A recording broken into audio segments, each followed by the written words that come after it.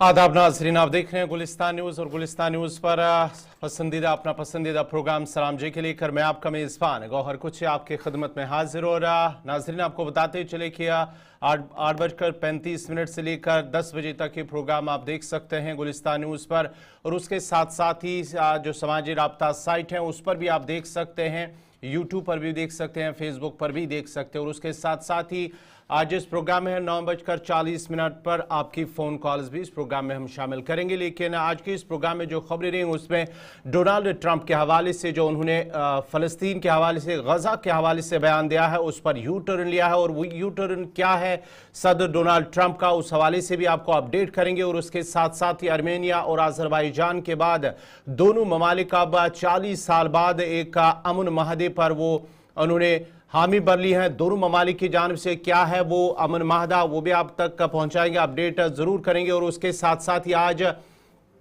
चांद ग्रहण होगा, और ये चांद ग्रहण कितने बजे होगा, क्या हिंदुस्तान, पाकिस्तान या कहां पर ये देखा जा सकता है, उस हवाले से भी आपको अपडेट करेंगे। और उसके साथ साथ ही रंगों का त्यौहार आज मुल्क भर के अंदर मनाया जा रहा है, उस हवाले से भी आपको अपडेट करेंगे। और साथ ही साथ जम्मू कश्मीर की अहम और बड़ी खबरों से भी आपको रूबरू करेंगे, और कुछ दीगर खबरें भी हैं जो आप तक हम जरूर पहुंचाएंगे। लेकिन प्रोग्राम की शुरुआत तय फॉर्मेट के मुताबिक तारीख में आज के दिन के हवाले से, यानी कि हिस्ट्री ऑफ द डे में आज क्या कुछ हुआ है। आज 14 मार्च है। 14 मार्च को मुल्की और आलमी सतह पर क्या कुछ चंद अहम वाक़ात है, मालूमात हैं, आप तक पहुंचाएंगे मेरे साथी ज़हूर लोलाबी। बहुत शुक्रिया गवाहर। तो नाज़रीन, प्रोग्राम की शुरुआत आई फॉर्मेट के हिसाब से हिस्ट्री ऑफ द डे के साथ करेंगे कि माजी में आज के दिन की अहमियत क्या है। आज जुम्मतुल मुबारक का दिन है, मार्च की 14 तारीख है। लेकिन कौमी और आलमी सतह पर आज के दिन क्या कुछ हुआ है वो एक एक करके आपके सामने आ रहा है। आपको बता दें कि आज के दिन 1998 में सोनिया गांधी पहली बार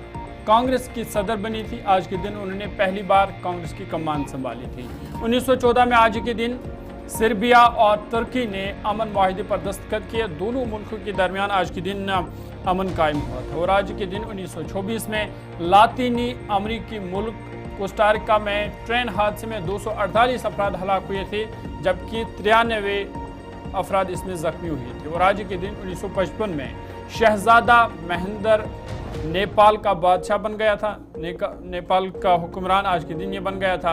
और 1965 में आज के दिन इजरायली काबीना ने मगरबी जर्मनी के साथ सफारती ताल्लुकात बहाल करने पर इत्तेफाक किया था। दोनों मुल्कों के दरमियान एक किस्म का माहिदा हुआ था, और जो सफारती ताल्लुकात है वो आज के दिन बहाल हुए थे। 1976 में आज के दिन अमेरिका ने न्योडा में जौहरी तजुर्बा किया, इसकी शुरुआत भी आज के दिन हुई थी। 2004 में आज के दिन चीन में निजी इमलाक को कानूनी हैसियत देने के लिए आइन में तरमीम यानी तब्दीली आज के दिन लाई गई थी। 2013 में बगदाद में सिलसिलावार कार बम धमाकों में 25 अफराद हलाक, जबकि 50 से ज्यादा लोग आज के दिन जख्मी हुए थे। और 1991 में भारत की पहली बात करने वाली पहली फिल्म में बात नहीं होती थी, लेकिन 1931 में इसकी बाज़ाब्ता शुरुआत हुई और फिल्म आलम आरा मुंबई में आज के दिन दिखाई गई थी, जिसमें बात की गई। ये ऐसी फिल्म थी। 1993 में ऑस्ट्रेलियाई बल्लेबाज रिकी पॉन्टिंग ने 18 साल की उम्र में तस्मानिया के लिए खेलते हुए आज के दिन 2 सेंचुरियां स्कोर की थी, और उनकी उम्र तब 18 साल थी। 1999 में आज के दिन स्पेन के कार्लोस मोया आलमी नंबर 1 टेनिस खिलाड़ी बने। ये एजाज़ उन्होंने आज के दिन हासिल किया था। और आज के दिन 1883 में अजीम माहिर इक्तिसादियात कार्ल मार्क्स का इंतकाल आज के दिन हुआ था। ये चंद अहम वाक़ात थे कौमी और आलमी सतह के जो हमने आपके सामने रखे। और अब सीधा खबरों पर चलेंगे, और सबसे पहले अमेरिकी सदर डोनाल्ड ट्रंप का बड़ा बयान आपके सामने रखते हैं। और आपको बता दें कि अमेरिकी सदर डोनाल्ड ट्रंप ने अपने फैसले से यू टर्न लिया है। बड़ी खबर आपको बता रहे हैं कि गजा से फलस्तीनी को बाहर निकालने वाले बयान पर डोनाल्ड ट्रंप ने अब यू टर्न लिया है। उन्होंने साफ किया है कि कोई भी फलस्तीनियों को अब गजा से बाहर नहीं निकालेगा। आपको याद होगा कि कुछ दिन पहले उनकी जानिब से बयान आया था कि वो गजा को अपने कंट्रोल में लेना चाहते हैं, फ़लस्तीनियों को वहाँ से निकालेंगे। लेकिन अब उन्होंने इस पर यू टर्न लेकर ये साफ किया है कि फ़लस्तीनियों को गजा से कोई नहीं निकाल रहा है, और इस फैसले का हमास ने खैर मकदम भी किया है। जी नाज़रीन, बात हम अमरीकी सदर डोनाल्ड ट्रंप के बयान के हवाले से, जो उन्होंने अब इस बयान पर यू टर्न भी ले लिया है। अमरीकी सदर डोनाल्ड ट्रंप की जानिब से बड़ा बयान सामने आया है, जिस बयान के जरिए फ़लस्तीनी मुसलमानों में एक राहत का माहौल भी पैदा हो गया है। अमरीकी सदर डोनाल्ड ट्रंप ने अपने दफ्तर में जो आयरलैंड के वज़ीर-ए-आज़म के साथ मुलाकात की और उस पर सहाफ़ी के एक सवाल के जवाब में अमरीकी सदर डोनाल्ड ट्रंप ने कहा कि कोई फ़लस्तीनियों को गज़ा से बेदखल नहीं कर रहा है और साथ ही साथ फ़लस्तीनी मज़ामती तंजीम जो हमास है उनकी जानिब से गज़ा से किसी को बेदखल न करने के अमरीकी सदर के बयान का भी खैर मकदम किया गया है। और आपको बताते चले कि डोनाल्ड ट्रंप ने गुज़िश्ता माह इसराइली वज़ीर-ए-आज़म बेंजामिन नेतन्याहू के साथ व्हाइट हाउस में एक मुश्तरका प्रेस कॉन्फ्रेंस के दौरान कहा था कि अमेरिका गजा की पट्टी पर कब्जा कर लेगा और इसके मालिक होंगे, जिसका मकसद इस इलाके में इस्तेहकाम लाना और हजारों मुलाजमतें पैदा करना। ये डोनाल्ड ट्रंप की जानिब से गुज़िश्ता माह एक प्रेस कॉन्फ्रेंस के दौरान कहा गया था। और ट्रंप की जानिब से मसूर फ़लस्तीनी इलाके गजा पर कब्जे के बयान पर मुस्लिम ममालिक के साथ साथ चीन, रूस और यूरोपीय ममालिक समेत दुनिया भर से मज़ाहमती बयान भी सामने आए थे। और उसके बाद ही अब अमरीकी सदर डोनाल्ड ट्रंप ने उस बयान पर यू टर्न लिया है और कहा है कि अब गजा से कोई भी फ़लस्तीनियों को वहां से नहीं निकालेगा। एक सहाफ़ी के सवाल के जवाब में अमरीकी सदर डोनाल्ड ट्रंप ने ये बयान दिया है।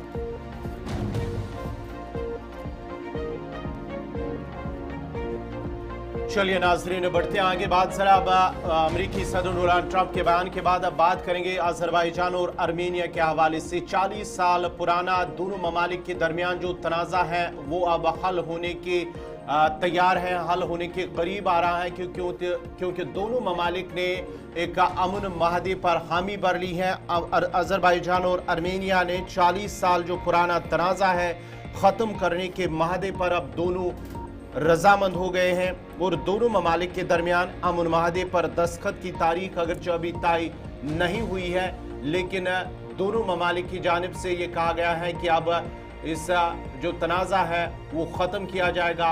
और उसके साथ साथ ही आपको बताते चले माहदे अभी अगरचे दस्तखत की तारीख अभी अगरचे तय नहीं की गई है, लेकिन आर्मेनिया की वजारत खारजा और अजरबैजान के वजारत खारजा ने अमन माहदे का मसवदा हतमी तौर पर तश्कील पाने की तस्दीक कर दी है।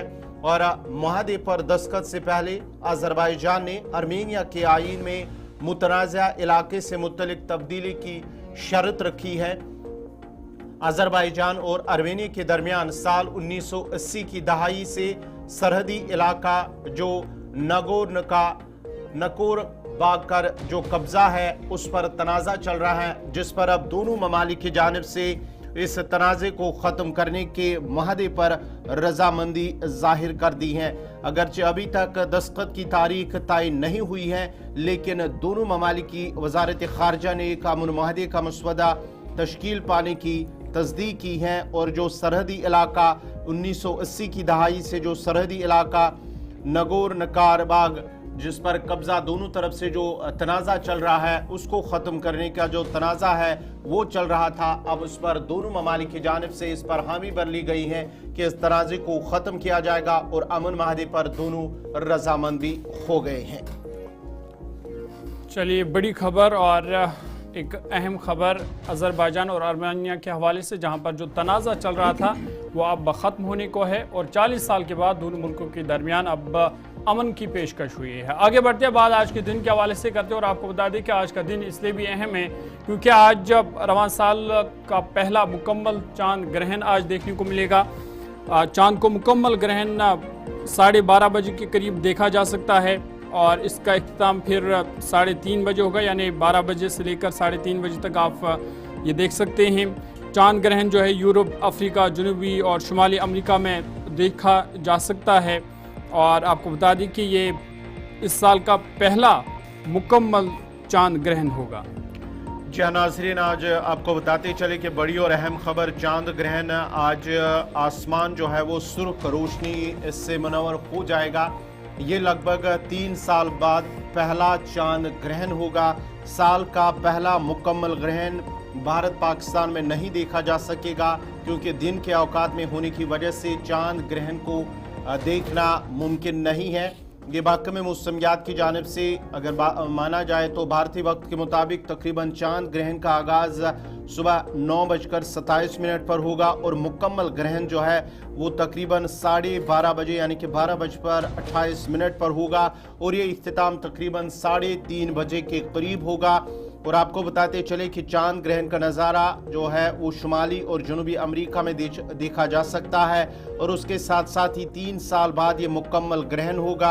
आखिरी बार साल 2022 में ये हुआ था और उसके साथ साथ ही मुकम्मल ग्रहण में आसमान सुर्ख रंग की रोशनी से मनवर हो जाएगा। और आपको बताते चले कि जो चांद ग्रहण है ये ज़मीन सूरज और चांद के दरमियान में आ जाए तो चांद ग्रहण होता है और रवां साल का दूसरा जुज़वी चांद ग्रहण 7 और 8 सितंबर की दरमियानी शब को होगा, जो कि देखा जा सकता है भारत और पाकिस्तान में। लेकिन अभी जो इस वक्त चांद ग्रहण इसकी शुरुआत तकरीबन 9 बजे शुरू होगी, 9:27 पर इसकी शुरुआत होगी चांद ग्रहण की और 12:30 बजे के करीब इसका मुकम्मल चांद ग्रहण। लेकिन ये भारत और पाकिस्तान में नहीं देखा जा सकता, अलबत्ता शुमाली और जनूबी अमेरिका में इसे देखा जा सकता है और ये 3 साल बाद मुकम्मल ग्रहण होगा। आखिरी बार ये साल 2000 में हुआ था और उसके बाद ही आज और इसके अलावा रवां साल ये 7 और 8 सितंबर की दरमियानी शब को भी चांद ग्रहण देखा जा सकता है।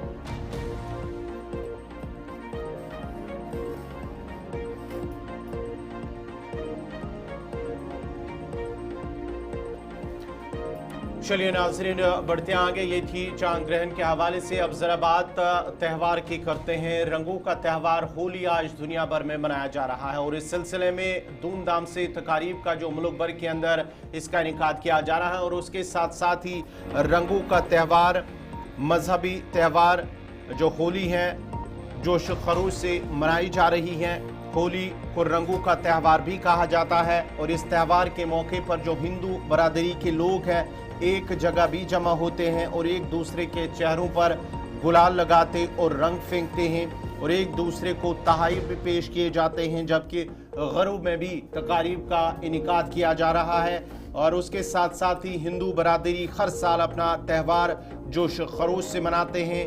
खुशी के इस मौके पर मिठाइयाँ एक दूसरे में वो खिलाते भी नज़र आ रहे हैं और इसके साथ साथ ही ये हिंदुस्तान में रंगों का त्यौहार होली मुल्क के कोने कोने में मनाया जाता है, लेकिन होली हिंदी महीने के मुताबिक फाल्गुन पूर्णिमा के मौके पर भी मनाई जाती है।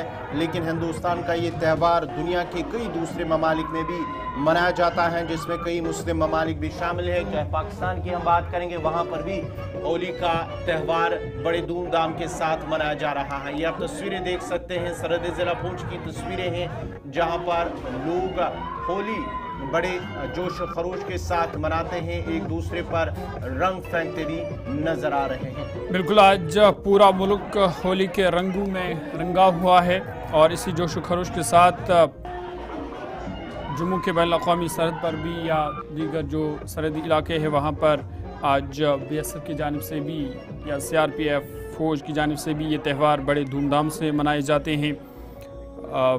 साथ ही साथ एक दूसरे को मुबारकबाद भी दे रहे हैं और एक दूसरे से खुशियाँ भी बांट रहे हैं। न सिर्फ BSF मर्द बल्कि ख़वातीन एहलकार भी इस त्यौहार को बड़े धूमधाम से मनाते हैं, क्योंकि अपने घरों और अपने ख़ानदान से दूर है, ताहम वो इस होली को वहाँ जो उनके साथी है उनके साथ मनाते हैं। और आज के दिन पूरे मुल्क में इस त्यौहार को जोश खरोश के साथ मनाया जा रहा है। इधर आपको बता दें कि वज़ीर-ए-आज़म नरेंद्र मोदी, सदर द्रौपदी मुर्मू और जम्मू कश्मीर के लेफ्टिनेंट गवर्नर मनोज सिन्हा, वज़ीर आला उमर अब्दुल्ला समेत कई दीगर लीडरान ने मुल्क के लोगों को और ख़ासकर जम्मू कश्मीर के लोगों को होली की मुबारकबाद भी पेश की है।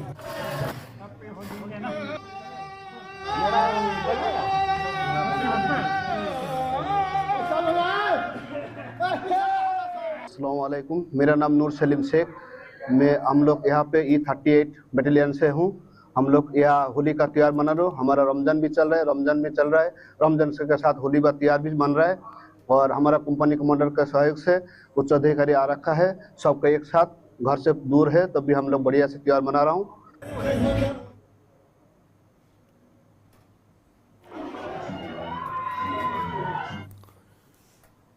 चलिए, होली का त्यौहार धूमधाम से मनाया जा रहा है और बाज़ाब्ता तौर पर तकारीब का सिलसिला अब शुरू होगा।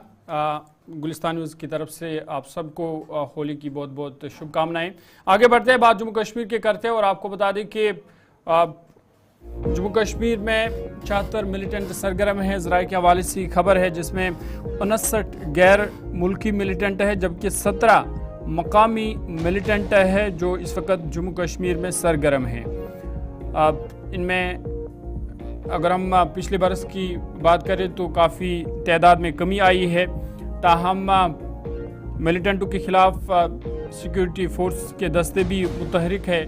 फ़ौज, पुलिस और CRPF समेत दीगर एजेंसियाँ उनके खिलाफ मुतहरिक है और इस वाले से मुख्तलिफ इलाकों में सिक्योरिटी फोर्स की जानिब से तलाशी कार्रवाइयाँ भी चलाई जा रही है।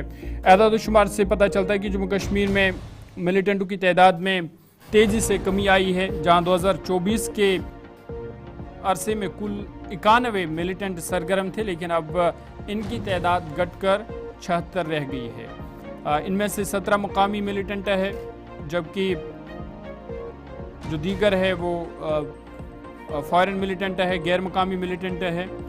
और इनमें से बताया जा रहा है कि ये जो 59 गैर मुकामी मिलिटेंट हैं, इनमें 3 का ताल्लुक हिजबुल मुजाहिदीन से है, 21 का ताल्लुक जैश मोहम्मद से है, जबकि 35 का ताल्लुक लश्कर तैयबा से है। ताहम 17 में से 3 मकामी मिलिटेंट जम्मू, जबकि 14 बताया जा रहा कि वादी में सरगर्म हैं। वहीं जब हम 2024 की बात करते हैं तो 2024 में 91 मिलिटेंट सरगर्म थे, जिनमें से 61 गैर मुल्की थे, जबकि 30 मकामी मिलिटेंट थे। आदाद शुमार में मज़ीद बताया गया है कि 2022 में कुल 135 मिलिटेंट थे, उनमें से 85 गैर मुल्की मिलिटेंट थे, जबकि 50 जो है वो मकामी थे। इसी तरह 22 में और फिर 23 में लगातार इसमें कमी देखने को मिल रही है और मुख्तलिफ तंजीमों से इन मिलिटेंटों का ताल्लुक है। ताहम जम्मू कश्मीर में मिलिटेंटों की तादाद में मुसलसल कमी खित्ते में इंसदाद दहशतगर्दी की कार्रवाई को तेज़ करने और मिलिटेंटों का सुराग लगाने और उन्हें बेअसर करने पर तवज्जो मरकूज़ करने का नतीजा है। साथ ही साथ हुकूमत ने जम्मू कश्मीर में मिलिटेंट के खात्मे और पूरा अमन माहौल को यकीनी बनाने के लिए अपने अज़म का अदा किया है और इस वाले से लगातार जम्मू कश्मीर की जो सिक्योरिटी एजेंसियाँ वो मुतहरिक है और जम्मू कश्मीर में ज़ीरो टॉलरेंस पॉलिसी पर तेज़ी से काम हो रहा है, जिसके तहत मुख्तलिफ इलाकों में खासकर पीर पंचाल या डोडा, चिनाब, उधमपुर के कई इलाकों में सिक्योरिटी फोर्स की जानिब से तलाशी ऑपरेशन भी चलाए गए ताकि जो मिलिटेंट है उनका सुराग लगाया जाए और उनको बेअसर किया जाए। तो कुल मिलाकर जो मिलिटेंटों की तादाद इस वक्त जम्मू कश्मीर में है बताया जा रहा कि 76 है, जिनमें करीबन 59 जो है वो गैर मुल्की मिलिटेंट है, जबकि 17 ऐसे मिलिटेंट है जिनका ताल्लुक जम्मू कश्मीर से है।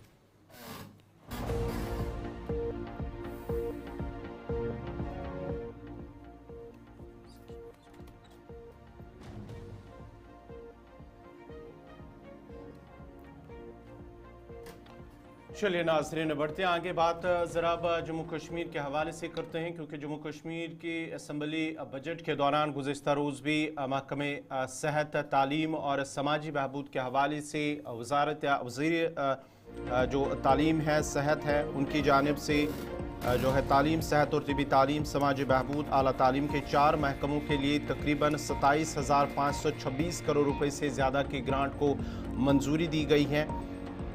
वज़ीर सेहत सकीना यत्तू ने ऐवान में जब पेश किया ग्रांट्स की रकम महकमे स्कूल तालीम के लिए 12,014.89 करोड़ रुपए, महकमे सेहत और तिबी तालीम के लिए 8,813.70 करोड़ रुपए, महकमे समाजी बहबूद के लिए 4,504.28 करोड़ और महकमे आला तालीम के लिए 2,193.40 करोड़ रुपए के ज़रिए मंजूर किए हैं। और ऐवान में 2 दिन की तफसीली बहस के बाद कुल 27,526.28 करोड़ रुपए के ग्रांट्स को मंजूरी दे दी गई है।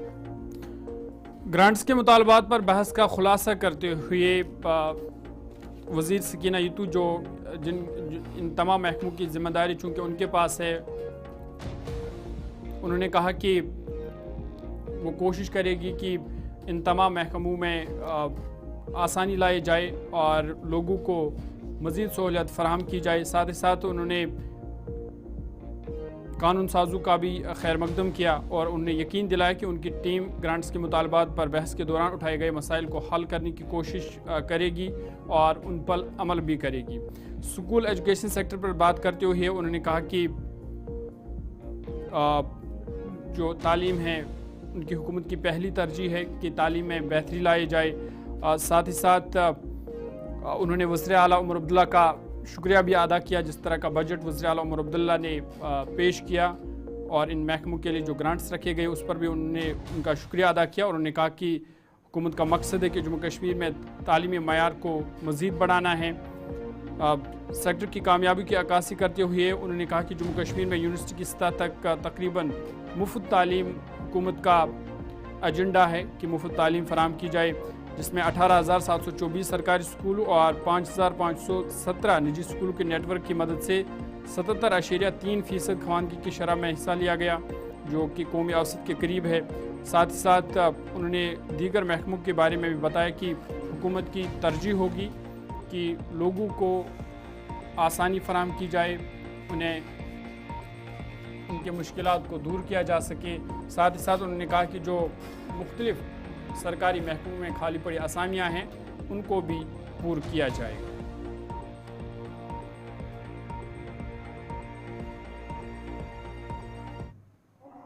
Honorable members who have spoken about the various aspects of school education, higher education, health and medical education and social welfare. The way they have highlighted the overall challenges in these sectors and the constituency-wise issues related to these sectors is really appreciable.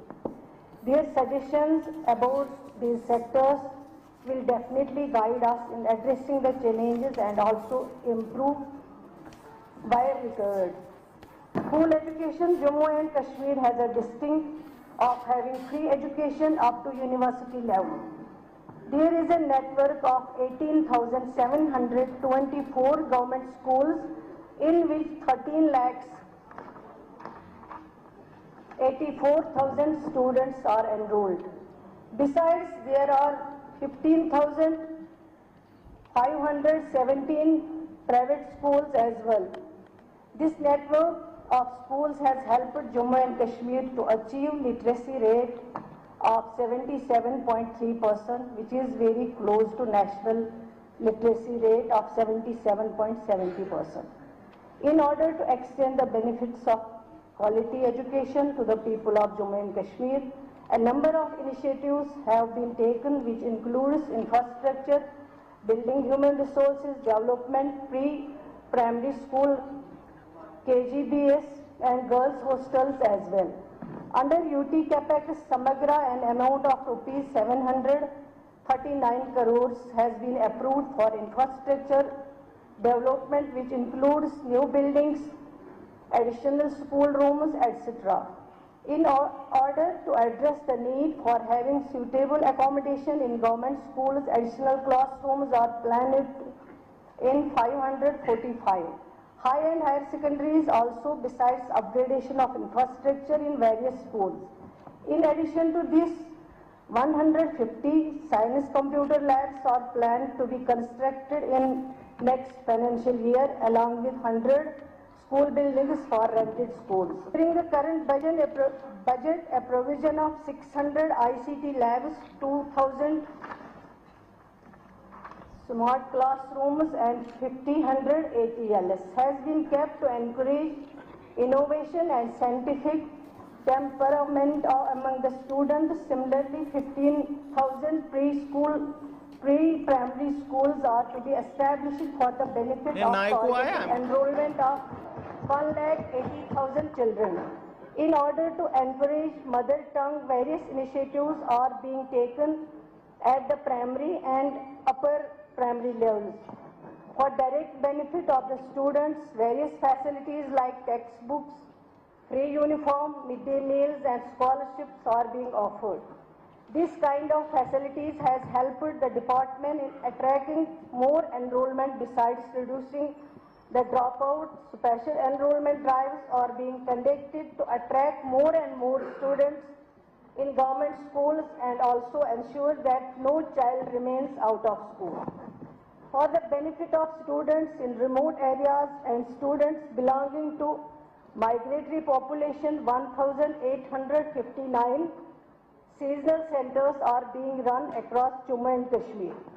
Due to these initiatives, the students in government schools have been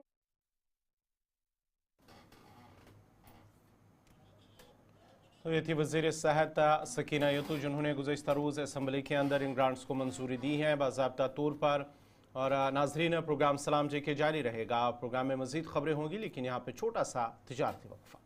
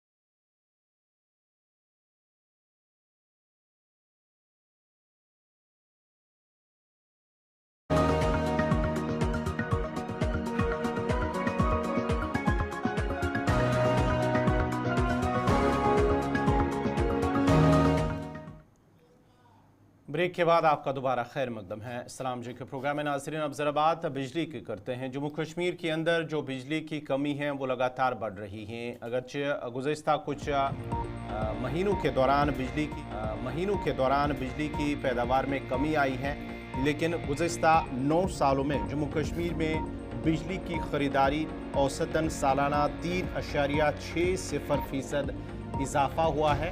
और उसके साथ साथ ही गुज़श्ता बरसों में यानी कि 2016-17 से 2024-25 तक जम्मू कश्मीर में जो पावर परचेज़ हैं उसमें 3.60 इजाफ़ा हुआ है। और उसके साथ साथ ही आपको बताते चले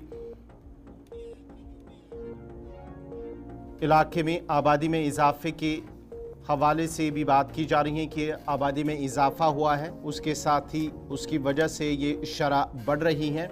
और ये भी कहा जा रहा है कि नवंबर 2024 तक जम्मू कश्मीर में मुख्तलिफ ज़मरों में जो बिजली के कनेक्शंस और सार्फिन की तादाद है वो बढ़कर 23.65 लाख हो गई है, जो कि मार्च 2024-25 में तकरीबन 23.45 लाख थी, जो कि बिजली की फराहमी हासिल करने वाले लोगों और कारोबारी इदारों की तादाद में मुसलसल इजाफे की निशानदेही कर रहा है। ये डाटा से पता चलता है, जिस तरह से आपको हमने बताया है कि सालाना औसत में जो पावर परचेज है इसमें इजाफा 3.60 देखने को मिला है, और उसके साथ साथ ही जो कनेक्शन और सार्फिन की तादाद है वो भी बढ़ गई है, जो कि मार्च 2024 में 23.45 लाख थी और ये बढ़कर 23.65 लाख बढ़ गई है। और उसके साथ साथ ही कुछ माहिरीन का मानना है कि जो जम्मू कश्मीर के अंदर बर्फबारी न होना, पानी की कमी, जो आबी ज़खायर हैं उसकी वजह से जो बिजली की पैदावार है उसमें कमी हुई है, ये भी एक अहम वजह माना जाता है।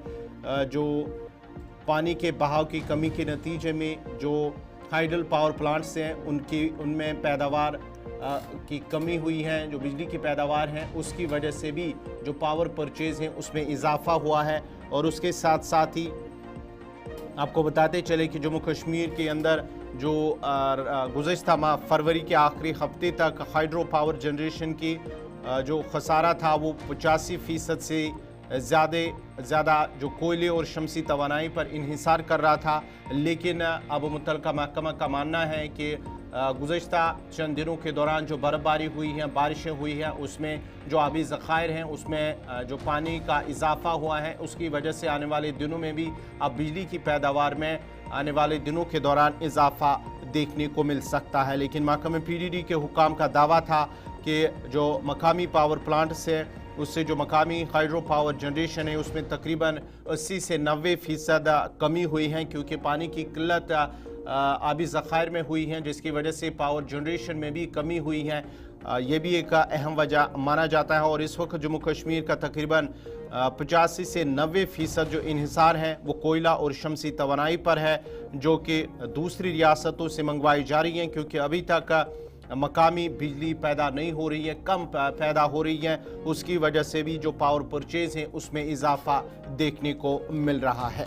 एक तरफ से जहां बिजली की खरीदारी में इजाफा देखने को मिल रहा है, तो दूसरी तरफ आपको बता दें कि कई ऐसे महकमे हैं जो करोड़ों रुपए के मकरूज़ है, जिसकी वजह से जो मुतल्लिका महकमा है, बिजली का महकमा है, उस पर माली मुश्किलात का बोझ जो है वो बढ़ रहा है। और यही वजह है कि लोगों को बिजली फराम नहीं की जा रही है, क्योंकि कई ऐसे इदारे हैं, तकरीबन 100 ऐसे इदारे हैं जिनके ऊपर 1000 करोड़ रुपए के वो मकरूज़ है, जिसकी वजह से जो PDD महकमा है उन्हें मुख्तलिफ किस्मों का जो परेशानी या माली परेशानी का सामना करना पड़ रहा है। और यही वजह है कि फिर जो बिजली की सप्लाई है वो मुतासिर हो रही है, क्योंकि जो महकमा है, महकमे को मुख्तलिफ मुश्किलात का सामना जो है इस वक्त करना पड़ रहा है।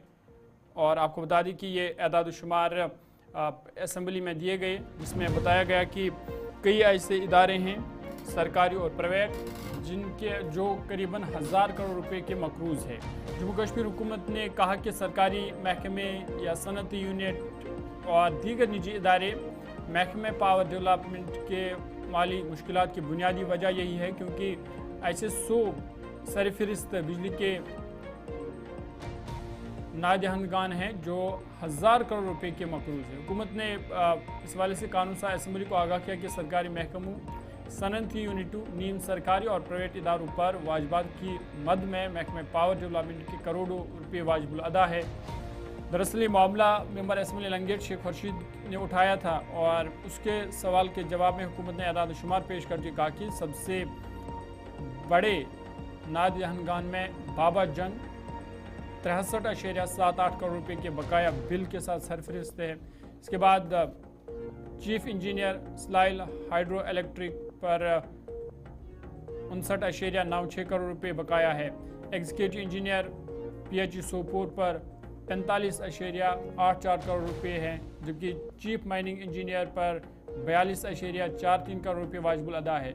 दीगर काबिल जिक्र बिजली नादिगहन में 39.83 करोड़ रुपये वाजिबुल अदा के साथ Rajpura lift irrigation executive engineer PHE mechanical division Sopore, water supply scheme Tangdar, Jammu and Kashmir cements limited, lift irrigation scheme Lethpora, executive engineer PHE mechanical division Sopore और भी कई ऐसे इदारे हैं जिन पर जो इदारे के मकरूज़ है और करोड़ों की तादाद में इनके ऊपर यानी कि जम्मू कश्मीर के अंदर जो डिफ़ॉल्टर्स हैं, बड़े डिफ़ॉल्टर्स हैं जिन्होंने सालों से जो बिजली फ़ीस है वो अदा नहीं किया है। बहुत से ऐसे इदारे हैं, चाहे सरकारी इदारे हैं, नीम सरकारी इदारे हैं, निजी इदारे हैं और उसके साथ साथ ही कुछ जो सन्नती यूनिट्स हैं वो भी मकरूज़ हैं, जिसकी वजह से जो महकमे PDD हैं माली मुश्किलात की बुनियादी वजह जो है ये अहम वजह मानी जाती हैं, जिसमें से ज़हूर उलामी ने कुछ अहम आपको बताए हैं कौन कौन से ऐसे बड़े हैं जिनके पास करोड़ों रुपया जो बकाया है। उनमें से सबसे बड़ा जो डिफ़ॉल्टर है वो बाबा जंग 63.78 करोड़ रुपए के साथ ही ये सारे फहरिस्त हैं। और उसके साथ साथ ही दीगर ऐसे इदारे भी हैं, चाहे सरकारी इदारों की बात करेंगे या नीम सरकारी इदारों की बात करेंगे, निजी इदारों की बात करेंगे या कुछ सनती यूनिट्स की बात करेंगे जिनके करोड़ों रुपए अभी तक वाजिबुल अदा है। और उसके साथ साथ ही जम्मू कश्मीर हुकूमत ने 100 सबसे बड़े या सैर फहरिस्त बिजली के जो डिफ़ॉल्टर्स हैं उनकी शिनाख्त ज़ाहिर कर दी है, जिनमें सरकारी महकमे, पब्लिक सेक्टर यूनिट्स और निजी इदारे शामिल हैं, जिन पर मजमूई तौर पर 1000 करोड़ रुपए से ज़्यादा के बिल वाजिबुल अदा है। यानी कि अभी तक उन्होंने वो जो बकाया था, जो फ़ीस है वो अदा नहीं किया है।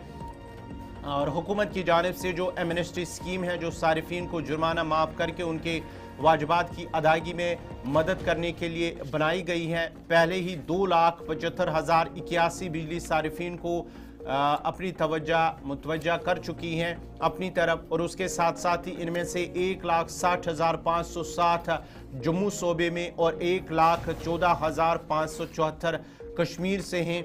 और जो मुस्तफ़ीद होने वालों की मुकम्मल फहरिस्त है, जिसके लिए तकरीबन 10,000 जो सफ़ात के रिकॉर्ड की ज़रूरत होगी और बड़ी हद तक दस्तयाब ये नहीं है। आपको बताते चले कि ये एदाद शुमार जो जारी कर दिए गए हैं।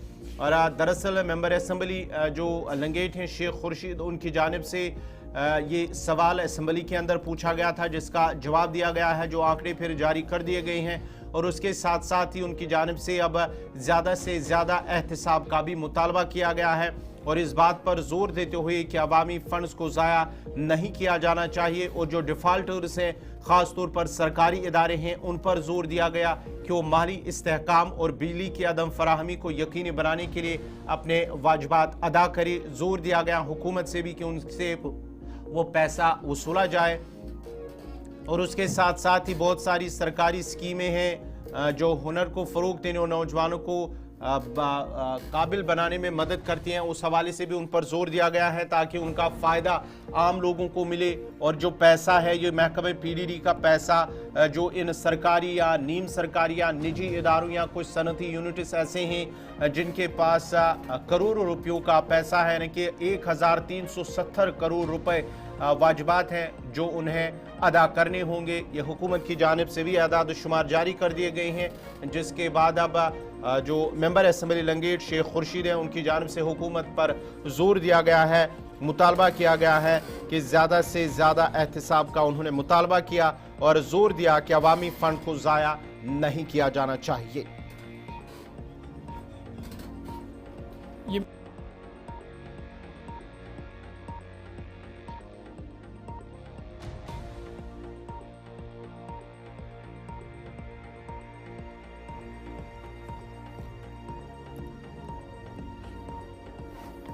चले बात असम्बली की कार्रवाई की हो रही थी, तो आपको बता दें कि असम्बली में बजट इजलास के दौरान कई मामले उठाए गए। उसमें एक मामला गैर मुकामी लोगों का भी था। गैर मुकामी लोगों को डोमिसाइल सर्टिफिकेट फराहम करने के हवाले से भी एक सवाल पूछा गया, जिसमें कहा गया कि गैर मुकामी लोगों को सर्टिफिकेट नहीं दी गई है। ये वज़ीर सकीना की जानिब से कहा गया है। ताहम उन्होंने ये भी कहा कि बीरवा में शादी की बुनियाद पर 52 सर्टिफिकेट जारी किए गए हैं और ये जो 52 सर्टिफिकेट्स है ये गैर मुकामी लोगों को जारी किए गए हैं और इसकी बुनियाद जो है वो शादी बताई जा रही है कि शादी की बुनियाद पर ये सर्टिफिकेट जारी किए गए। साथ ही साथ जो सवाल पूछा गया था बडगाम के हवाले से, उन्होंने कहा कि मागाम नारवल इलाकों में किसी भी गैर मुकामी को सर्टिफिकेट नहीं दी गई है। आपको बता दें कि हुकूमत ने यह वाज़ह किया कि ज़िला बडगाम के मागाम और नारवल इलाकों में किसी भी गैर मुकामी बाशिंदे को डोमिसाइल सर्टिफिकेट जारी नहीं किया गया है। काबीना वज़ीर सकीना यतू ने इस वाले से ऐवान में रुकने असम्बली डॉक्टर शफी अहमद वानी की तरफ से उठाए गए एक सवाल के जवाब में ये कहा कि नारवल में 18,921 और मागाम में 26,277 डोमिसाइल सर्टिफिकेट जारी किए गए। ताहम उन्होंने कहा कि इन दोनों तहसीलों में गैर मुकामी अफराद को कोई डोमिसाइल सर्टिफिकेट जारी नहीं किया गया। लेकिन उन्होंने कहा कि बीरवा में 62,343 डोमिसाइल सर्टिफिकेट जारी किए गए हैं, जिनमें से 52 गैर मुकामी अफराद हैं और इन्हें शादी की बुनियाद पर ये सर्टिफिकेट्स जारी किए गए।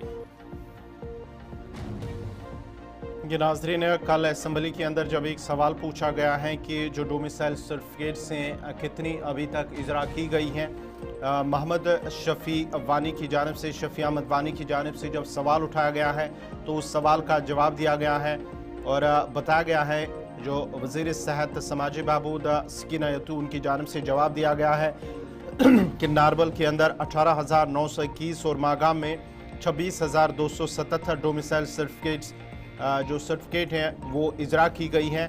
अब उन्होंने कहा है कि दोनों तहसीलों में गैर मकामी अफराद को कोई डोमिसाइल सर्टिफिकेट इजरा नहीं की गई हैं, लेकिन बीरवा के अंदर 62,343 डोमिसाइल सर्टिफिकेट इजरा की गई हैं, जिनमें से 52 गैर मकामी अफराद को शादी की बुनियादों पर ये सर्टिफिकेट जारी कर दी गई हैं और उसके साथ साथ ही सिर्फ यहाँ पर 52 अफराद जिन्हें शादी की बुनियाद पर ये डोमिसाइल सर्टिफिकेट जारी कर दी गई है।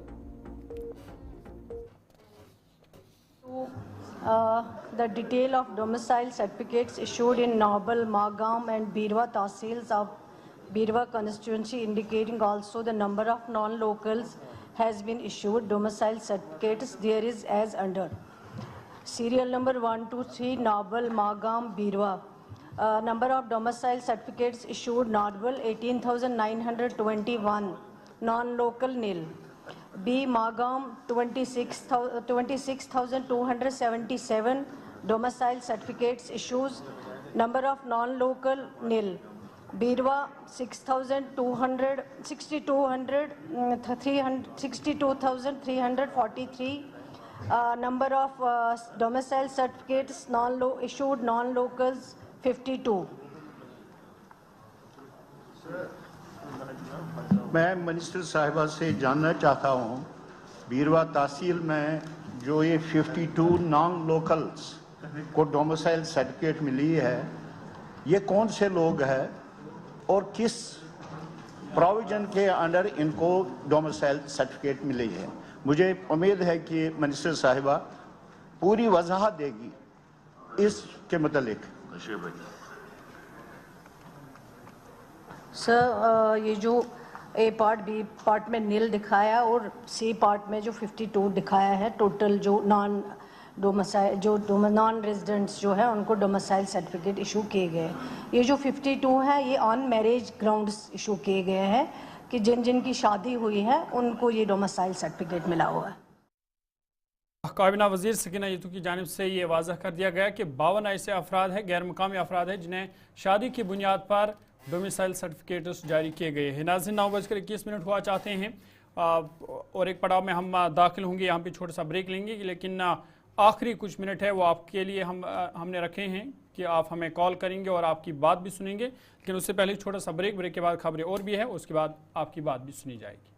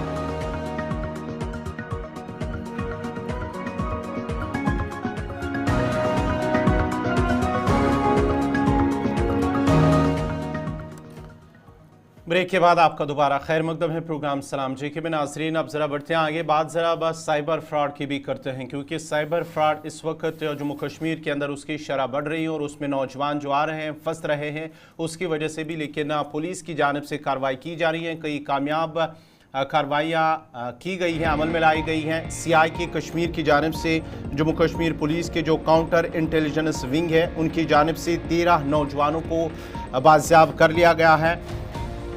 जो CIK हैं उन्होंने म्यांमार से साइबर फ्रॉड में फंसे स्मगल किए गए 13 नौजवानों को फ़िलहाल बाजियाब कराया है। SSP counter intelligence Kashmir Tahir Ashraf की जानिब से कहा गया है कि जो नौकरियों का जायजा दे रहे हैं ऑनलाइन के दौरान, ऑनलाइन जो सोशल नेटवर्किंग साइट्स है उस पर नौजवानों को फंसाया जा रहा है। रोज़गार की जो तलाश में नौजवान लड़के रहते हैं उसकी वजह से वो फंस जाते हैं। बाद में जब उनको जायजा देते हैं कि हम उनको बैरून मुल्क का वहाँ पर रोज़गार देंगे, उसके जाल में जब वो फंस जाते हैं और वहाँ से उन्हें दूसरे काम किए जाते हैं या उन्हें ब्लैकमेल भी किया जा रहा है। उसके बाद ही अब CIK ने 13 नौजवानों को फ़िलहाल बाजियाब कर लिया गया है। जो CIK SSP counter intelligence Kashmir Tahir Ashraf उनकी जानिब से कहा गया है कि रोज़गार फराहम करने के नाम पर ऑनलाइन घोटाले हर रोज़ होते हैं और इस मामले में एक बड़े रैकेट से निमट रहे हैं।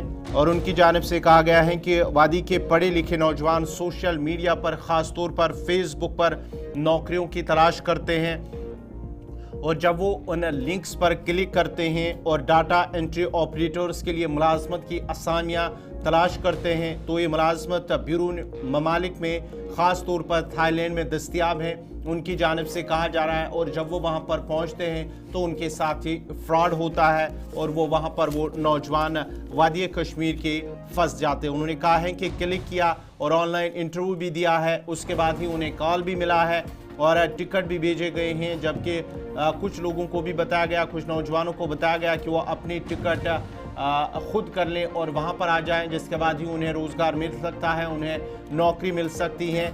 लेकिन ये नौजवान थाईलैंड चले गए हैं जहाँ पर उनके साथ फ्रॉड होता है, धोखा दी होती है और वो फंस जाते हैं। जबकि कुछ नौजवानों को बाद में फिर उनको फिर ब्लैकमेल भी किया जाता है और स्कैम और उसके मुमकिन अहदाफ की शनाख्त करनी है, ये उनकी जानिब से कहा जा रहा है। और साथ ही साथ वीडियोस रिकॉर्ड किए जा रहे हैं नौजवानों के, जब वो ऑनलाइन इंटरव्यू देते हैं उसके बाद उनका वीडियो रिकॉर्ड होता है और रिकॉर्ड के बाद जब वीडियो रिकॉर्ड होता है तो फिर बाद में उन्हें ब्लैकमेल भी किया जाता है, जिसके बाद ही उनसे पैसे भी वसूले जाते हैं और उन्हें बैरून मुल्क का जो रोज़गार की तलाश में जाते हैं दरअसल उनके साथ ही फ्रॉड होता है। इस सिलसिले में CIK की जानिब से और उसके साथ ही जम्मू कश्मीर पुलिस और जो साइबर पुलिस है उनकी जानिब से नौजवानों को ख़ास तौर पर होशियार रहने की अपील की गई है और साथ ही साथ जो समाजी राब्ता साइट है उन्हें एहतियात से इस्तेमाल करने की भी गुजारिश की गई है। इस पर मज़ीद बातचीत करेंगे, सीधा श्रीनगर आपको लिए चलेंगे। गुलिस्तान न्यूज़ नुमाइंदा सैयद इरफान फाजिल हमारे साथ है।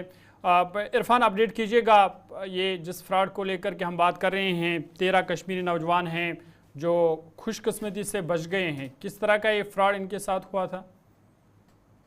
देखिए गवर साहब और जहूर साहब, जहां तक काउंटर इंटेलिजेंस का ताल्लुक है, जम्मू कश्मीर पुलिस ने जिस तरीके से 13 खास तौर पे नौजवानों को बचाया और एक ट्रैफिकिंग यूथ रैकेट में जिसे कहूंगा कि साइबर का एक बहुत बड़ा फ्रॉड है, क्योंकि आजकल अगर हम देखें साइबर के कई सारे फ्रॉड हो रहे हैं। रिसेंटली जिस तरीके से थाईलैंड और म्यांमार को लेकर मैं बात करना चाहूंगा। मेरी मुलाकात एक शख्स से शहर श्रीनगर में हुई थी। उन्होंने फेसबुक पे एक वीडियो जो है उसे अपलोड किया था और बताया था कि थाईलैंड के इस जो रैकेट है, स्कैम रैकेट जॉब्स को लेकर, इसमें ना फंसे। इसमें क्या होता है कि जो ही आपको ऑनलाइन के हवाले से जो ही आप अप्लाई करते हैं जॉब सीकर्स या फिर कह सकते हैं डेटाबेस एंट्री जॉब्स, वहां पर आपको ऑटोमेटिकली रिवर्ट मिलता है, आप लैंड अप हो जाते हैं एक वेबसाइट पर।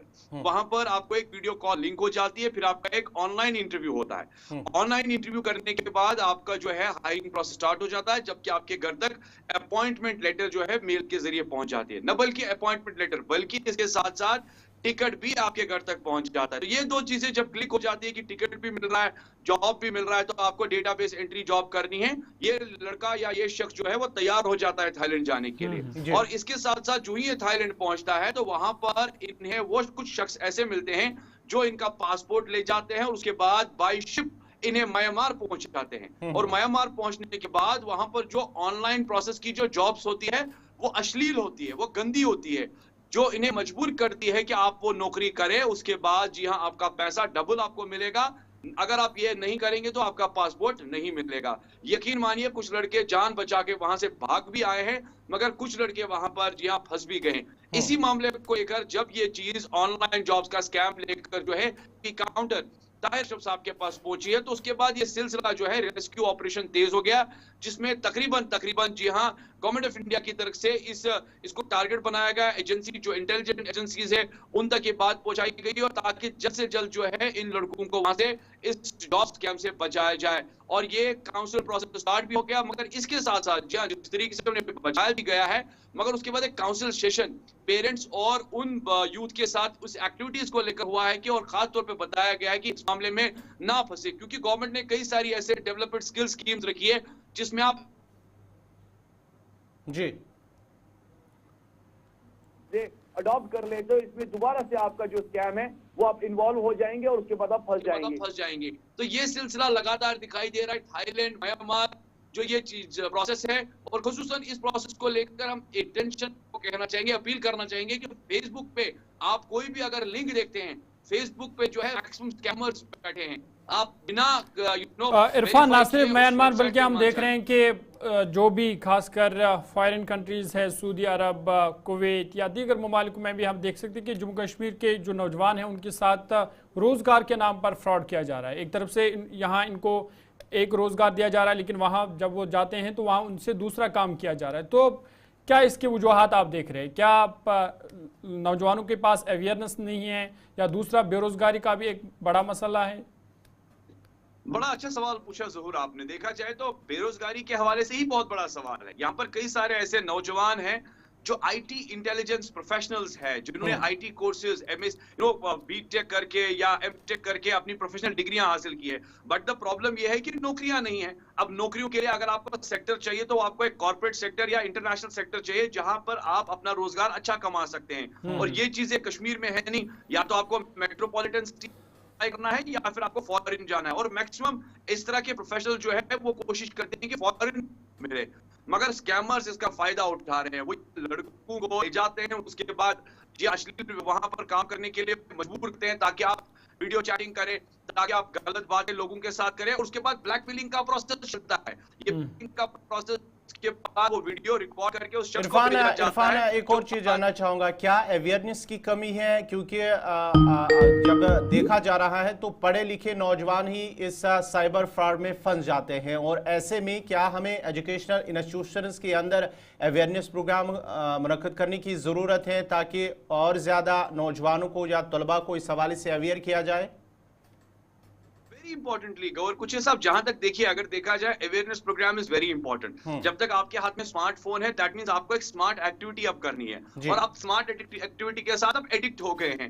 अब अगर आपको ये जरूर पता है कि मुझे स्मार्टनेस के साथ बैंकिंग करनी है, टेलीकॉम सेक्टर में जाना है, इंडस्ट्रीज देखनी है या वर्ल्ड की सैर करनी है, इस स्मार्ट एक्टिविटी के साथ एक स्मार्ट साइबर एक्टिविटी भी होना लाजमन है। जबकि नो डाउट हम यहाँ पर दाद देना चाहेंगे साइबर के जितने भी ऑफिशियल्स है या डिपार्टमेंट है वो प्रोसेस में काम कर रहा है, उन्होंने कुछ बुकलेट्स भी यहाँ तैयार की है जिसमें कुछ प्रिकॉशनरी मेजर्स यानी अवेयरनेस के हवाले से वो लोगों तक वो किताबें भी पहुंचाते हैं, और उनको बार बार उन्हें ये भी कहा है कि कहीं आपको लगता है, जैसे आज कल आपने देखा होगा अगर आप फोन करते हैं तो पहले आपका जो सिंगटोन है वो साइबर फ्रॉड के हवाले से सुनाई देता है। यानी लोगों को इस तरह की अवेयरनेस, इस तरह के वर्कशॉप्स, इस तरह के प्रोग्राम्स करना लाजमन है, क्योंकि इस वक्त मैक्सिमम कश्मीर पर स्कैमर्स काफी ज्यादा है। हमने देखा पहले मेट्रोपॉलिटन सिटीज में वहां लोग अवेयर हो गए हैं, मगर कश्मीर में senior citizens, doctors, engineers, students, या कह सकते हैं कि वो लोग जो अभी पूरी तरह से कह सकते हैं कि अवेयर नहीं है, उनको लगता है कि शायद ये प्रोसेस चल रहा है, मगर स्कैमर्स की भीड़ काफी ज्यादा। बहुत बहुत शुक्रिया तफसीलात फराहम करने के लिए। सैयद इरफान फाजिल श्रीनगर से तफसीलात फराहम कर रहे थे और बता रहे थे कि किस तरह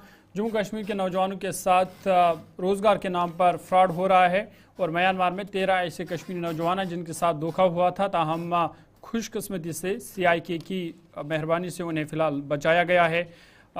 तो इस हवाले से होशियार रहेगा जब भी आप किसी जॉब के लिए अप्लाई करते हैं, ख़ासकर जो ऑनलाइन सिस्टम है उस हवाले से भी अवेयर रहेगा कि किसी जाल में आप भी ना फंसे। और पुलिस की जानिब से भी ये कहा गया है कि सोशल मीडिया के ज़रिए नौकरियों के जाल में ना फंसे। पहले पूरी तरह से जानकारी हासिल करें, उसके बाद ही किसी जॉब के लिए अप्लाई करें ताकि आपके साथ किसी किस्म का फ्रॉड ना हो।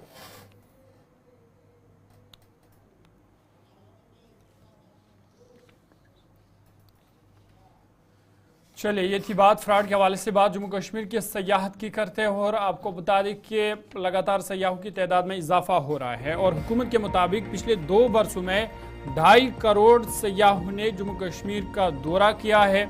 और क्योंकि सयाहत जम्मू कश्मीर के माशरत की रीढ़ की हड्डी मानी जाती है, इस हवाले से ये शोबा काफ़ी अहम है।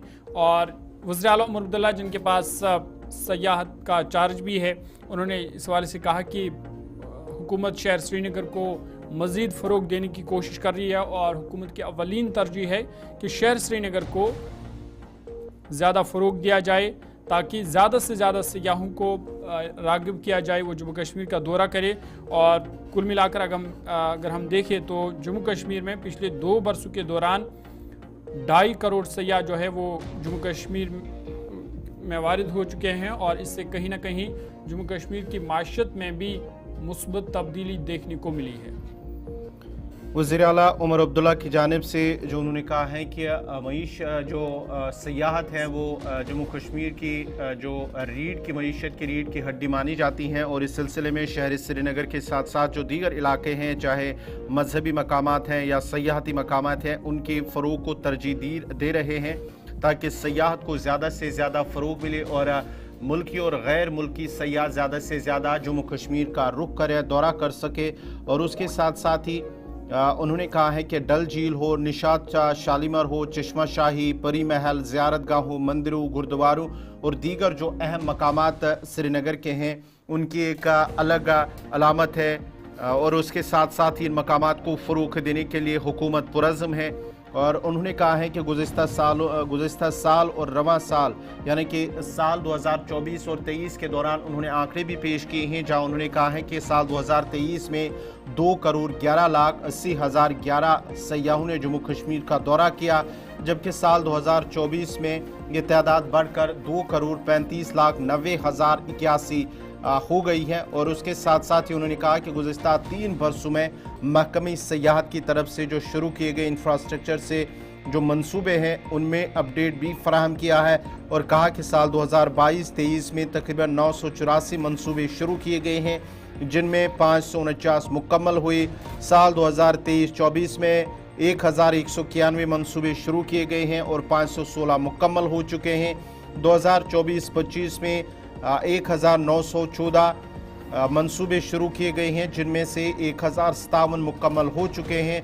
और उसके साथ साथ ही वज़ीर आला की जानिब से कहा गया है कि बुनियादी जो मकसद हुकूमत का है वो सयाहती बुनियादी ढांचे को मुस्तहकम करना है ताकि सयाहों के तजुर्बे को बेहतर बनाना और इस शोबे में देरीपा तरक्की को यकीनी बनाना है। ये वज़ीर आला उमर अब्दुल्ला की जानिब से कहा गया। उन्होंने मज़ीद कहा है कि ये जो शोबा है बराह रास्त या बिलवास्ता रोज़गार के मौके भी फराहम कर रहा है, जिसमें होटल अमला हो, टूर ऑपरेटर्स हो, टैक्सी ड्राइवर्स हो और दीगर जो नौजवान हैं, मुख्तलिफ मकामात जो सयाहती मकामात हैं वहाँ पर जो लोग हैं कहीं ना कहीं इसके साथ जुड़े हैं। और जितने सयाह चाहे मुल्की या गैर मुल्की सयाह इन मकामात पर आए, वहाँ के लोगों को इससे बराह रास्त वहाँ पर उनको फ़ायदा मिल रहा है। इसलिए हुकूमत भी उनकी अवलीन तरजीह है कि जो सयाहती मकामात हैं उनके जो वहाँ पर जो बुनियादी ढांचे हैं, बेसिक फैसिलिटीज़ हैं, वो वहाँ पर रखना है ताकि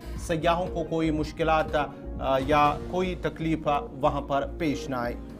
उमर अब्दुल्ला ने वाज़ा किया कि न सिर्फ श्रीनगर के जो सयाहती मकामात है वो उनकी तरजात में शामिल है, साथ ही साथ शुमाल कश्मीर के गुरेज़, कैरन, बंगस, तोसा मैदान, अहरबल, दूध पथरी, मत्सल, बुदरवा, सुकराला माता और पिंजरी, यहाँ पर भी सयाहत को मज़ीद फ़रोग़ देने की कोशिश की जाएगी ताकि ज़्यादा से ज़्यादा सयाह जम्मू कश्मीर का दौरा कर सकें।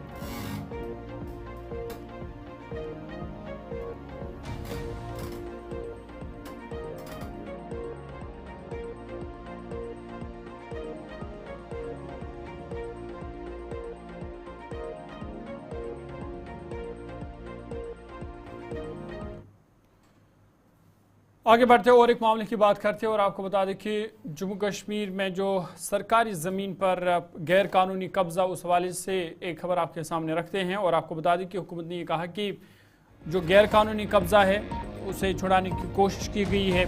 करीबन 18,000 करोड़ रुपए से ज़्यादा मालियत की ज़मीन पर गैर कानूनी कब्ज़ा किया गया है, ये हुकूमत की जानिब से वाज़ा किया गया है। ताहम इसमें से 15,40,000 कनाल पर तजावुज़ात, जो गैर कानूनी तजावुज़ात थी वो हटा दी गई है और 13,645 कनाल और 12 मरला ज़मीन अभी भी बाज़याफ्त करना बाकी है, इस पर अभी भी गैर कानूनी कब्ज़ा है। ताहम हुकूमत ने कहा कि उनकी कोशिश है कि इस ज़मीन पर भी जो गैर कानूनी कब्ज़ा है उसको हटा दिया जाए। जम्मू कश्मीर हुकूमत ने कहा कि 18,000 करोड़ रुपये से ज़्यादा की कीमत वाली अराजी मरकज़ के ज़ेर निज़ाम इलाके में गैर कानूनी तजावुज़ात की जद में हैं। इस पर दोबारा दावा करने के लिए बेदखली की कार्रवाइयाँ शुरू कर दी गई है।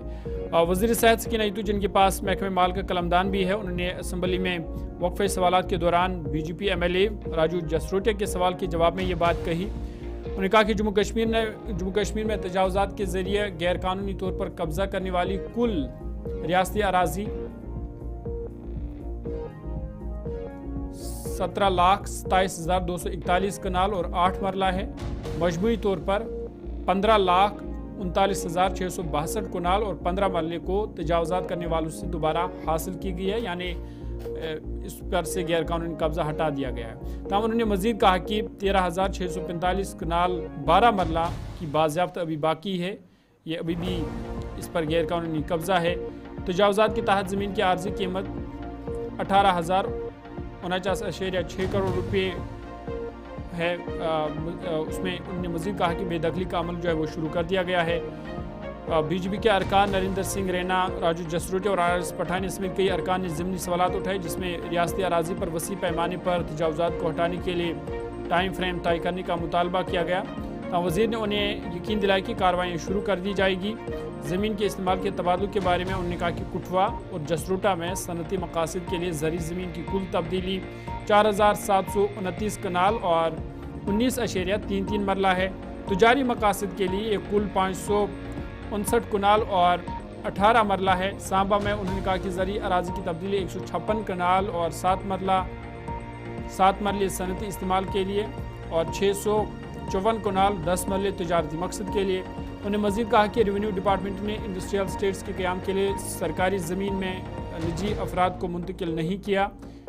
ताहम महकमे सेहत तो तिजारत की दरख्वास्त की बुनियाद पर गुज़िश्ता 2 सालों में मुख्तलिफ अजला में 12,260 कनाल और 3 मरला अराजी उन्हें मुंतकिल की गई है। सकीना इतू ने कहा कि तजावुज़ात से हासिल की गई ज़मीन को पॉलिसी के मुताबिक 5 मरला के साथ बेज़मीन लोगों को अलाट किया जा रहा है, यानी जिन लोगों के पास ज़मीन नहीं है उन्हें 5 मरला ज़मीन फराहम की जा रही है। तो चलिए नाज़रीन, ये जहां सरकारी आदाद और शुमार जारी कर दिए गए हैं, वहीं पर एक और बड़ी और अहम खबर आपको बताते चले। एक तरफ ज़मीन पर जो नाजायज़ कब्ज़ा हटाया जा रहा है, तो दूसरी तरफ से जम्मू कश्मीर के अंदर जो ज़री ज़मीन है वो सुकड़ती नज़र आ रही है। आदाद और शुमार से पता चलता है कि जम्मू कश्मीर में ज़री ज़मीन सुकड़ रही है और उसके साथ साथ ही जो ज़मीन है, गिरती हुई ज़मीन वो भी बढ़ रही है। और माहिरीन का मानना है कि जो खुराक की दरामद पर इन्हिसार के बारे में उन्होंने मुतबे किया है कि अगर इसी तरह का रवैया जम्मू कश्मीर के अंदर रहा है तो लोगों को, जम्मू कश्मीर के लोगों को बहुत ज़्यादा नुकसान आने वाले सालों के दौरान पड़ सकता है, क्योंकि मौसम की ख़राबी, शहरी तोसी से खेतों को ख़तरा लाहक है। और उसके साथ साथ ही हालिया हुकूमती आदाद और शुमार जो जारी कर दिए गए हैं उससे ये साबित हो रहा है कि ज़री ज़मीन सुकड़ रही है, बहुत तेज़ी से बढ़ रही है। इसकी ज़मीन जो है वो सुकड़ रही है, जबकि मज़ीद ज़मीन को छोड़ा जा रहा है या कि वो बंजर हो रहा है, क्योंकि जो पानी की किल्लत है उसकी वजह से उस ज़मीन पर काश्त नहीं की जा रही है और वो आहिस्ता आहिस्ता बंजर होती नज़र आ रही है। ये आदाद शुमार से पता चला है। और साल 2020-21 में जो 7,36,000 हेक्टेयर था वो 2022-23 में 7,33,000 हेक्टेयर रह गया है और इससे पहले ये साल 2023-24 में 7,38,000 हेक्टेयर तक पहुंच गया है।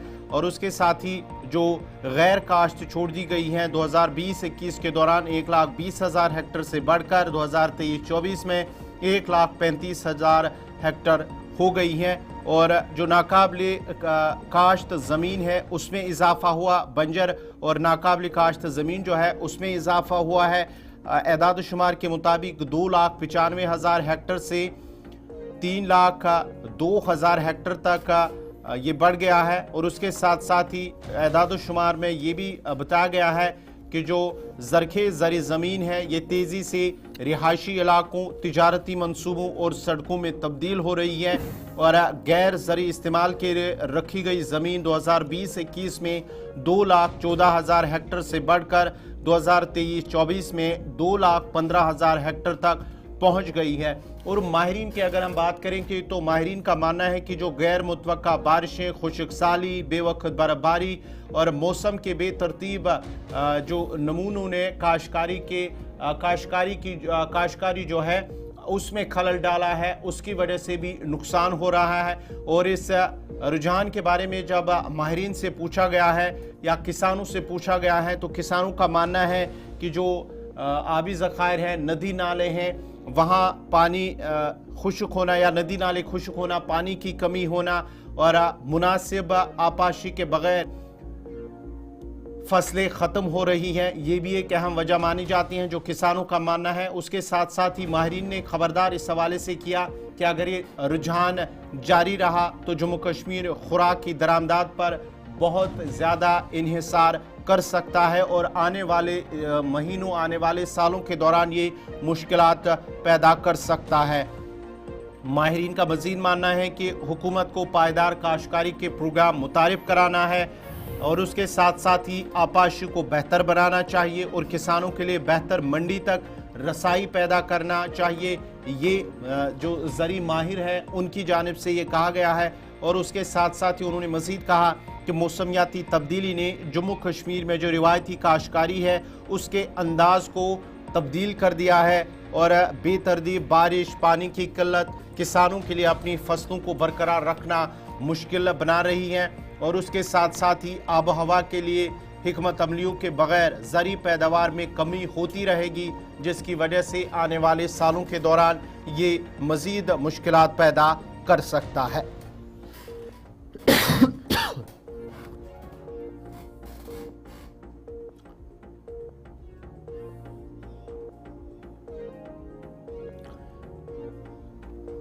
चलिए आगे बढ़ते हैं और एक बड़ी खबर आपके सामने रखते हैं और आपको बता दें कि हिज़्ब इख्तिलाफ लीडर सुनील शर्मा ने मरकज़ी वज़ीर दाखिला अमित शाह से दिल्ली में मुलाकात की है और ये मुलाकात काफ़ी अहम मानी जा रही है क्योंकि जम्मू कश्मीर के जो मौजूदा सूरत हाल है और जो बजट इजलास चल रहा है और जो बजट पेश किया गया उस हवाले से हिज़्ब इख्तिलाफ के लीडर सुनील शर्मा ने वज़ीर दाखिला अमित शाह को आगाह किया। साथ ही साथ उन्होंने कहा कि जम्मू कश्मीर में अमन और तरक्की हुकूमत की अवलीन तरजीह है और तरक्की को यकीनी बनाने के लिए हर किस्म का इकदाम जो है कदम है वो उठाया जाएगा। आपको बता दें कि जम्मू कश्मीर के अपोजिशन के लीडर सुनील शर्मा ने दिल्ली में मरकज़ी वज़ीर दाखिला अमित शाह से उन्होंने मुलाकात की है, जिस दौरान मुख्तलिफ मामलों पर तबादला ख्याल किया गया। और सुनील शर्मा ने मरकज़ी वज़ीर दाखिला के साथ सलामती और तरक्की से मुतल्लिक़ जम्मू कश्मीर के अहम मसाइल और जम्मू कश्मीर कानून साज़ असम्बली में बजट सेशन पर तबादला ख्याल किया। साथ ही साथ चूँकि जम्मू कश्मीर स्ट्रेटजिक अहमियत का हामिल खिता रहा है, इसलिए सिक्योरिटी और तरक्याती चैलेंज का सामना इस हवाले से भी तबादला ख्याल किया गया। सुनील शर्मा ने इस हवाले से कहा कि तमाम मसाइल गहरे तौर पर जुड़े हुए हैं और मोदी हुकूमत की तरफ से एक सख्त नुक्ते नज़र की ज़रूरत है। उन्होंने मरकज़ी वज़ीर दाखिला के साथ खिते में हालिया मिलिटेंसी के वाक़ात के मसले पर भी तबादला ख्याल किया। उन्होंने अमित शाह से खिता की दूर दराज इलाकों तक सड़कों के राब्ते में मज़ीद इजाफ़ा करने की उन्होंने दरख्वास्त की है।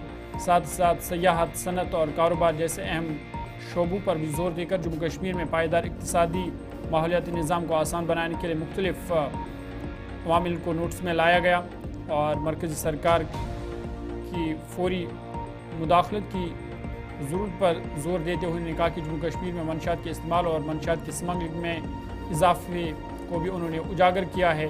सुनील शर्मा ने मरकज़ी वज़ीर दाखिला के साथ जम्मू कश्मीर काउंसिल असम्बली में बजट इजलास के बारे में भी तबादला ख्याल किया और बजट तफसीलात पर तबादला ख्याल हुआ।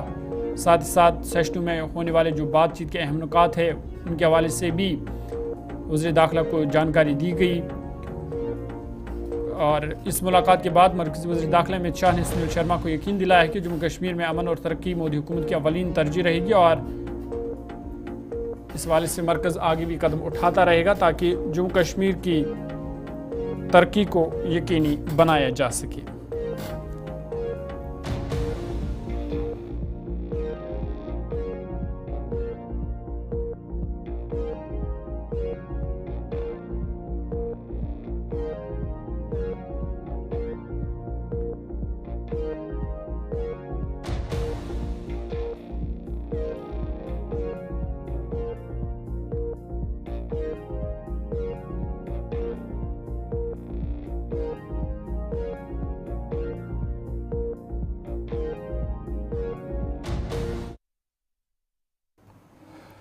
चलिए आगे बढ़ते हैं, बात माह रमज़ान मुबारक महीने के बारे में करते हैं। और आपको बता दें कि माह रमज़ान का मुबारक महीना चल रहा है और वादी कश्मीर की जब हम बात करते हैं तो रोज़ादार जो है वो इफ्तार के वक्त फिरनी को जम्मू कश्मीर में ज़्यादा पसंद किया जाता है। और महराजुद्दीन सौदागर इनकी दुकान है नवाकदल श्रीनगर में। इनका कहना है कि वो करीबन 50 सालों से इस काम से वाबस्ता है, फिरनी बनाते हैं फिर इसको बेचते हैं और शहर श्रीनगर में इसकी फिरनी को काफ़ी पसंद किया जा रहा है। गुलिस्तान न्यूज़ नुमाइंदा इरफान फाजिल से उन्होंने ख़ास बातचीत की है। कश्मीर में शहर श्रीनगर नवाकदल के इलाके में मैं मौजूद हूँ। हमारे साथ यहाँ पर एक बुजुर्ग है, इनसे बात करने का मकसद मेरा क्या है। फिरनी बनाते हैं और पिछले 50 सालों से इतनी फेमस फिरनी है और दुनिया भर के लोग यहाँ आते हैं, यानी जो भी इनका वीडियो देखते हैं वो यहाँ आके फिरनी का मजा लेते हैं। और आजकल रमजान भी चल रहा है, इनसे बात करेंगे। अस्सलाम वालेकुम। वालेकुम अस्सलाम। हजरत मैं वन तो पनु नाव नाम महराजुद्दीन सौदागर। कूता काल गो ते फिरनी लगे लगभग 50 वरी। अच्छा तिमन दोन प्याल व्याल के तिमन दोन कतरी प्याल। ठीक। तम पे टच तम पे गई चीनी प्याल, तम पे गई चीनी प्लेटन मज। अच्छा। तम पे खुदा यसान गई प्लास्टिक डबन मज बरान। शुरुआत किस पे गई, यानी अगर इस कारच कत करो शुरुआत किस पे करो? शुरुआत कर बह गो स्कूल मे पोर दुकान तल कन मोल वो पार्क तेल पे ये मे माजे बनवित वनम कुन ये नबर कन अद क्या बह मोज बनावान बह कनान। यानी 50 वरी ब्रो। 50 worry bro. अच्छा, शुरुआत तौर पर अगर कत करो तम वक्त क्युत माहौल अंद पक, यानी शौकीन कत फिर शुमारा कह शुमारा शौकीन बे बनावान तिमन दोन हलवे त। अच्छा। हलवे बनावान तो खुदा खेवान हलवे तो फिरन त। फिरन हुंद कार तुम शुरू कर्व तम वक्त कतिस यानी वो कि कवल या वनो प्लेट तम सात 10 पोस ना 10 पोस पोंड बस युत तम सात यूत कह पे गो 5 रोपये पे गो 10 रोपये मान ओतर तान क्या 40 रोपये पे गए 50 रोपये, यानी वो कि सिलसिल पोक ब्रोट। अच्छा ये वन तो मे तकरीबन तम वक्त कस दिया गई तुम बना? तम सात बनावान लगभग 50 किलो। 50 किलो। हाँ वनकन बनावान 200 किलो दूध। 200 किलो। 200 किलो दूध। 200 किलो दूध। हाँ तो क्या क्या खास चीज अत मज गोडनथ त्रावन खंड। ठीक। दोम त्रावन पे सूई। ठीक। चे खुदा यसान कर त्रिम पे त्रावन मिल्क मेट। ठीक। बे गो बाकी चीज काजू पाजू पीसित। अगर वनो गरस मन सारी फिरन बनावान, मगर तुहዚ फिरनी क्या खासियत कि लुक तरफातो पे तह नश अत दस्त शफा खुदा दजु पीरन फकीरन मान लज कर पीरो खलन त। अच्छा। बीठमित पीर खुदा बीठमित ये तमो वल थोक करो ये माशाअल्लाह। आज क्या दुआ दुआ बाकी कह बाकी कशिप छुट पाने हिर कन कशिप अच्छु बूझमुतन येल तुम फिरिन बनावान छु तु छु वारियस कालस अत रगड़ दिवान मान से बुझ सुबह नमाज सलाम फिरान बुझ सपदान आज कोर मे कमी पहन ना तो 4:30 ताम बनावान आसान अच्छा हां तो वनके छु माह मुबारक ग्रे बुझ जामने सा क्यों छु वनकेसन मार्केट शुक्र असल मार्केट के असल। चलिए चलते चलते वेदर अपडेट से आपको आगाह कराते हैं। आपको बता दें कि श्रीनगर में दर्जा हरारत जो है 6.0 डिग्री सेल्सियस रिकॉर्ड किया गया। इस तरह वसत कश्मीर गांधरबल में 3.6 डिग्री, शुमाली कश्मीर कुपवारा में 4.7 डिग्री सेल्सियस रिकॉर्ड किया गया है। पुलवामा में 6.5 डिग्री दर्जा हरारत रिकॉर्ड किया गया। इस तरह शुमाली कश्मीर बारामूला में 5.3 डिग्री दर्जा हरारत रिकॉर्ड किया गया है। और उसके साथ साथ ही जम्मू की बात करेंगे तो जम्मू में 15.7, सांबा में 10.3, उधमपुर में 10.0, किश्तवाड़ के अंदर 3.2, सरहदी जिला पूंछ के अंदर 9.1 डिग्री सेंटीग्रेड रिकॉर्ड किया गया है। तो नाज़रीन, इसी के साथ ही प्रोग्राम सलाम जे के इख्तिताम पजीर हुआ चाहता है। अपने मेज़बान गौर कुछे और ज़हूर लुलाबी को इजाज़त दीजिए। कल सुबह 8:35 पर आपसे दोबारा हाजिर होंगे और तब तक आप गुलिस्तान न्यूज़ देखते रहिए, क्योंकि गुलिस्तान पर खबरों, तज़किरों और तबसरों का सिलसिला जारी रहेगा। हमें इजाज़त दीजिए। अल्लाह हाफ़िज़।